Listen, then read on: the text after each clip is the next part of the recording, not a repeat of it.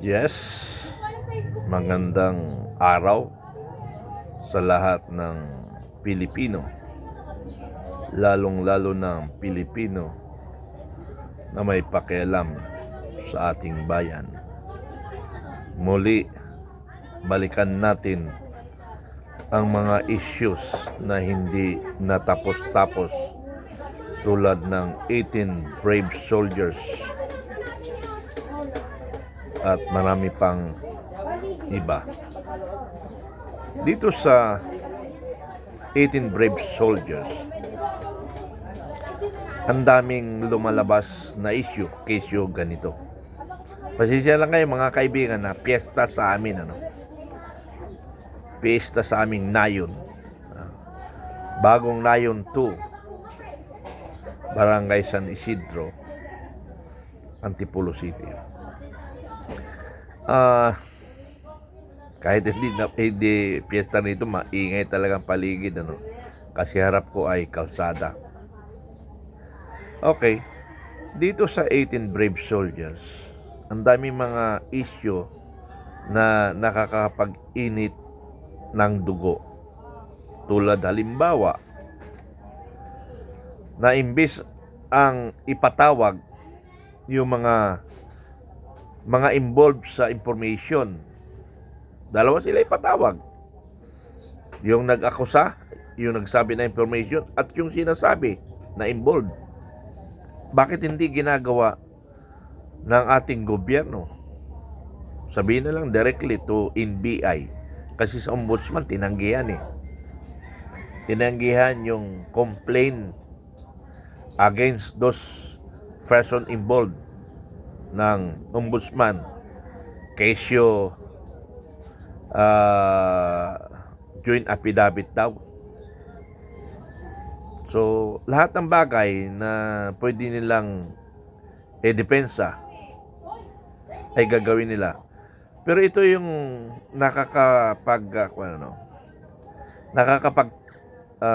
tataka o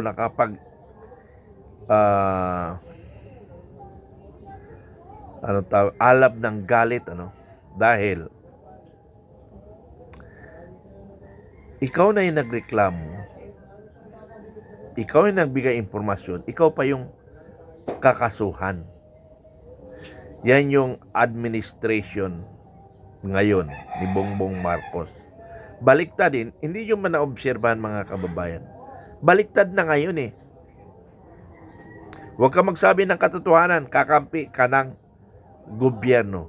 Pero pag nagsabi ka ng katotohanan, kaaway ka ng gobyerno. Meaning, baliktad na.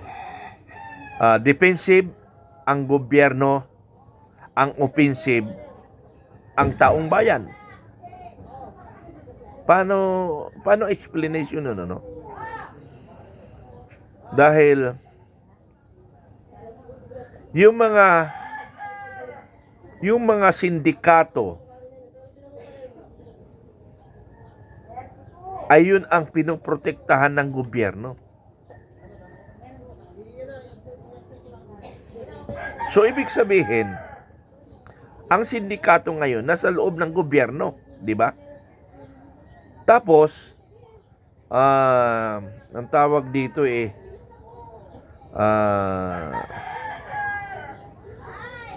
sindikato nasa loob ng gobyerno. Wala na ang sindikato sa labas ng gobyerno o sa komunidad. Wala na ang sindikato sa komunidad. Ang sindikato ngayon ay nasa gobyerno. Tingnan mo ang usapin.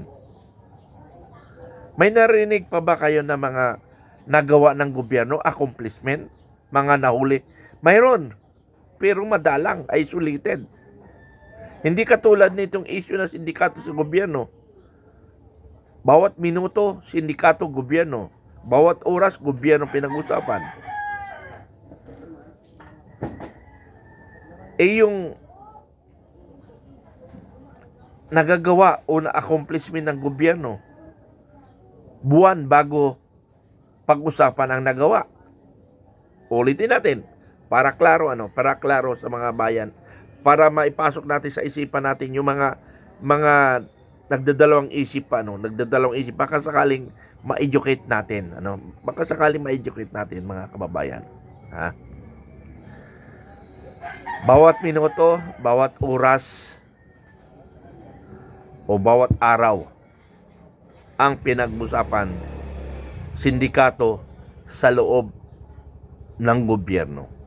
Matindi, minuto, oras, araw.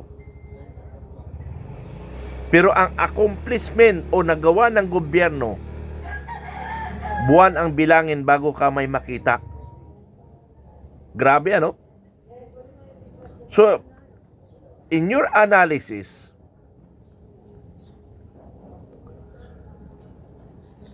isa sa gobyerno, sa publiko, dahil minuto, ilang minuto ang isang oras, 60. Ilang oras sa oras? 24 hours. Isang araw, ilang oras?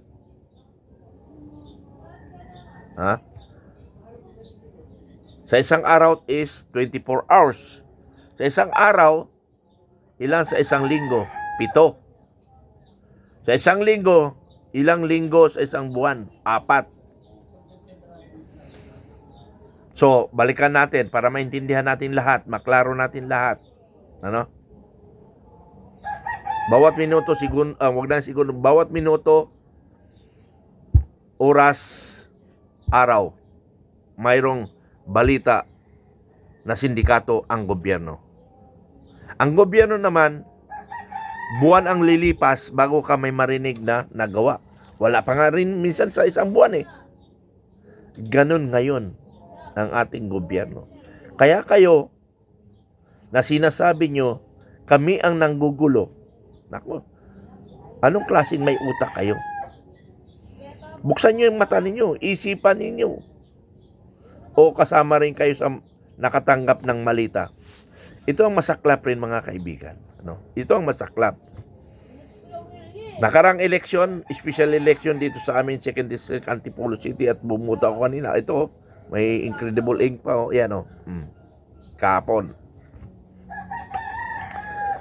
Doon sa presinto, sinasabi ko, openly, may panibago naman magnanakaw na mananalo. Kahit sino man sa kanila manalo, magnanakaw pa rin. Pero mas masaklap ang talagang magnanakaw ang nanalo. Anak ni Akop, ni General Akop. I'm sorry for the word, mga kababayan. Kung kayo ay makaakop, sorry sinasabi ko lang ang katotohanan. Now, kung hindi kayo pabor, idibati nyo ako para malaman natin kung sino ang totoo sa atin. Okay. Nadagdagan ang magnanakaw. Ganon kasimple, mga kaibigan. Madadagdagan ang magnanakaw. Pero sinasabi ko, hindi lang si Akop ang magnanakaw. Pati mga botante, magnanakaw na rin. Dahil kinonsinti nila ang magnanakaw. Now, bakit? Sabi na hindi magnanakaw. Kasi nagbibigay doon ng mga notebook, maraming binibigay sa mga kanyang distrito. Tama yan. Pero ito'y pakinggan nyo mga taga 2nd District ang Antipolo o buong Pilipinas. Sayo, akin. Sayo, akin. Sayo, akin. Sayo, akin. Halimbawa, 1,000 sayo. 1,000 rin sa kanya. Ang masaklap ganito. Kasi kalakaran ito ng gobyerno. Kalakaran itong gobyerno noong pa man na nagkaisip ako, kalakaran na yan. Pero mas matindi lang ngayon. Okay. Porsyento. Base ako sa DPWH, yung sa COA requirements. What time nangyayari sa mga bidding.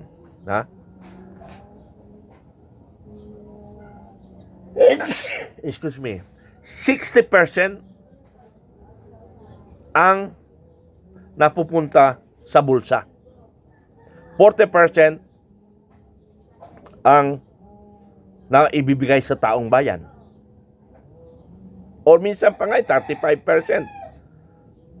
Or what I mean, 65%. Ha? Ang nakawan. Grabe talaga. Grabe. Grabe ang nakawan sa gobyerno. Iyan ang kalakaran ng gobyerno. Hindi ko sinasabi sa Marcos lang. Almost of the administration. Pero mas grabe nga lang ngayon.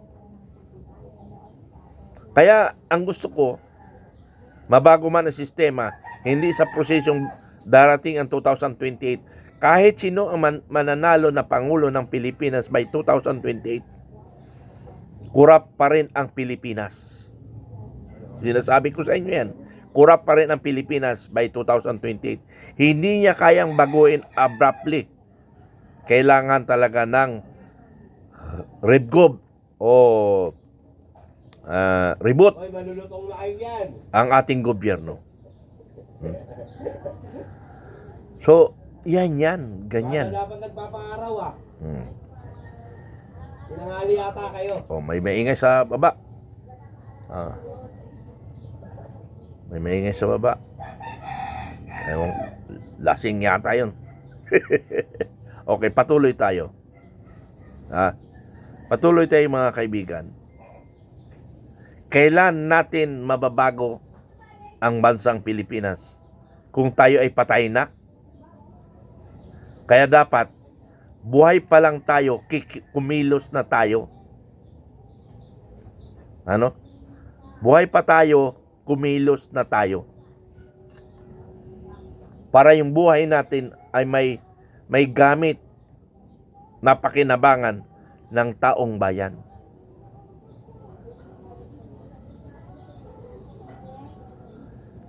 Bansa kong Pilipinas na minahal ko.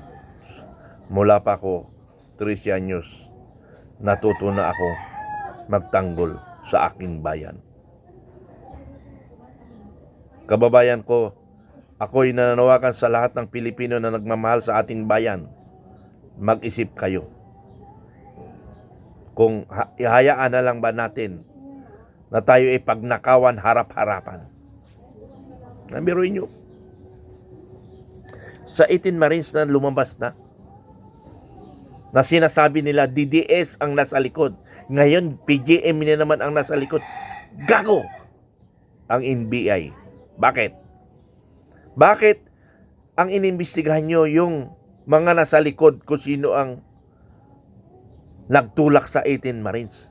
Bakit hindi nyo tingnan yung mga sinasabi, yung binibigay na information? Hindi na kayo magbabayad, hindi na kayo maglalabas ng intelligence pa ninyo, nandyan na sa mukha ninyo. Ibinibigay na nga sa inyo, hindi na kayo gagamit ng pondo ng kaban ng bayan, yung ninanakaw nyo na intelligence pan.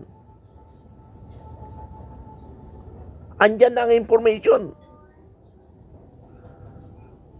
Papatawag mo na lang. Ang sarap mo sapukin, Direktor Matibag. Alam mo, Direktor Matibag, titibagin kita. Biruin mo, tinatanong ka ni Atty. Topacio na oo, hindi lang ang sagot. Ipatawag mo ba ang inakausahan o hindi?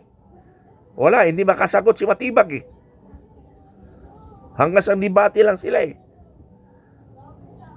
Napakatanga ni Matibag eh. Hindi niya alam isagot, hindi niya kaya i-confront si Atty. Topacio eh. Hindi niya kayang i-confront si Atty. Topacio. Because, tandaan nyo, kahit gaano kakatalino kung mayroong palakol nakaredy sa likod mo, hindi mo nga alam ang sasabihin mo. Natataranta ka kasi baka palakulin ka sa likod. Yun yung may daga sa dibdib. Matibag. Ang pilido mo, Matibag. Tibagin ka lang pala eh. Ng klase ka. Tingnan mo ha. Ito ang observation ng Matibag ha. Ito yung observation ng Matibag. Ha? Ito. Nung parang kinakrush examine ka ni Topacio, Hindi mo alam, isagot mo eh. Abogado ka nga, di ba? Hindi mo alam. Bakit? Hindi mo alam. Dahil mayroon na sa likod mo. Palakol. Now, kung magkuhan ka lang sa iyong kaalaman, kaya mo sagutin yung question ni Kwan, ni Atty. Topacio, yes or no lang eh. Pero, nung binulungan ka ng isang lumapit, hindi ko alam kung yun yung bantay mo. Binulungan. Narinig ko yung bulong eh. Sabi mo na lang, oo, para matapos ang usapan. Pag-alis nung bumulong, ang sabi ni Matibag, okay, ipapatawag natin. Tingnan mo. Di na ito sila nito Basyo kasi ipapatawag eh. Hindi na ito ang debate. Ngayon, kung hindi nga sasagutin ni Matibag, hindi matapos ang pag-uusap nila.